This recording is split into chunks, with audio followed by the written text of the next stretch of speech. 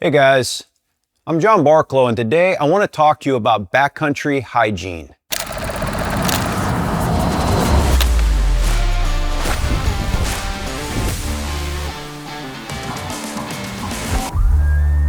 Now, backcountry hygiene is not something that's often talked about, but let's be honest, when you're out in the mountains, you don't want to be a complete savage. And the reason is because if you don't manage your backcountry hygiene, these things can lead to forcing you out of the field prematurely, and that's not what we want. We don't want something that we can control, like our backcountry hygiene, to ruin a hunt. That's an unforced error, and that's something that we want to try to prevent. So I want to go through a few things to consider when we're out there to keep ourselves healthy and performing well. So where I want to start is with sunscreen. When we're out there, it's sunny, we need to protect ourselves. Now we can do that with clothing, but we also can do that with some type of sunscreen. If we get a sunburn, it may not force us out of the field, but it could make that trip really miserable.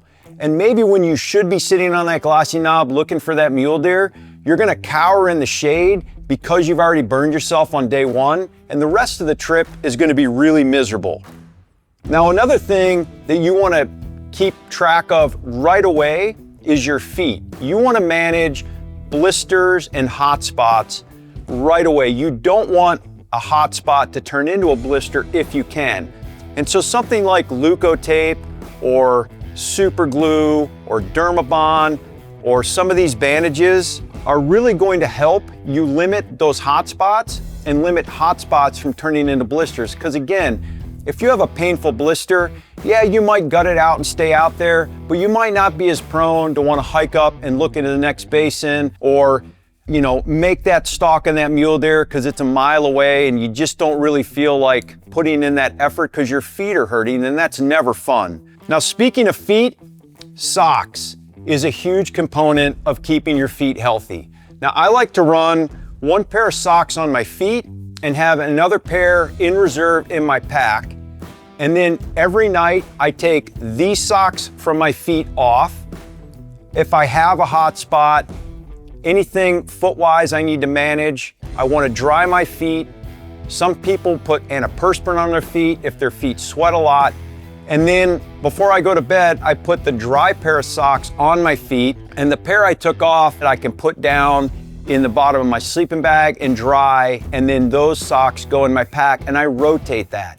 And I can probably get 5, maybe 6 days. And then I'm gonna bring yet a third pair to add into that rotation. And so that's really gonna keep your feet healthy and feeling good. And that's really gonna be a huge component of keeping you active and mobile in the backcountry. Now, the next one is kind of taking a bath. Now, if you're only gonna be out there for a few days, that's not something that you really need to worry about. But if you get that opportunity in the middle of the day on, say, day 5, maybe going down when you're gonna fill up your water bottles at the creek, maybe you just strip down and get in there and wash off. It's gonna make you feel good, but it's also gonna take that grit and grime away that, again, is going to lead to maybe you not getting that good night's sleep to make you perform very well the next day. The other thing is, now I'm not gonna bring this bottle in the field, but taking care of your backside, because you can get monkey butt and that is not fun. And so when you're sitting there glassing for 3, 4, 5, 8 hours a day, and you're sitting on that ground pad and you haven't taken care of business very well, that again can just start distracting you. And so how you wipe and what that process is like can also be important. Listen, I've had to cut shirts, I've had to cut the tops of socks off, a lot of different things because I forgot toilet paper or wet wipes or baby wipes. These are critically important, and I know that everybody's gonna have their own process.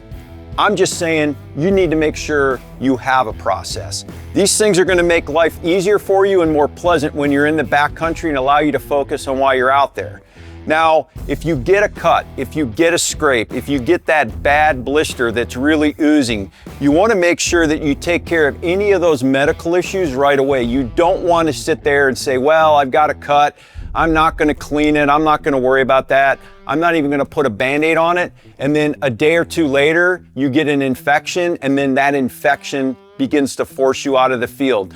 So, although you might not think it's a big deal when you're at home, these things can become critically important to your health and well-being in the backcountry. So you wanna make sure that you're taking care of any cuts, things like that. Now, the next thing is, you really don't wanna in your mouth.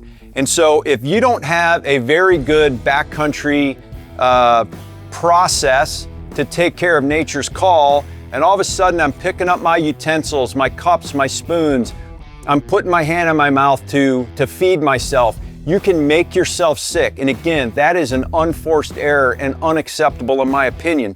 So you wanna make sure that before you eat, before you touch your spoon, that you're cleaning your hands. That could be baby wipes, that could be hand sanitizer. And then when I'm done, I don't wanna just necessarily lick this thing clean and put it in my pocket. And I'm not telling you I haven't done that, because I absolutely have, but I've also seen guys get really sick because of that over time.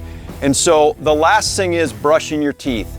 Now, brushing your teeth doesn't seem like that big a deal, and you can certainly go a couple days without it, but if you don't want to wake up with yuck mouth, brushing your teeth is not only going to make you feel better, but it's going to keep that oral hygiene. And so when you look at all these things collectively, this becomes a really critically important part of keeping you healthy in the backcountry. And so take all these things into consideration when you're packing for this fall's hunting season.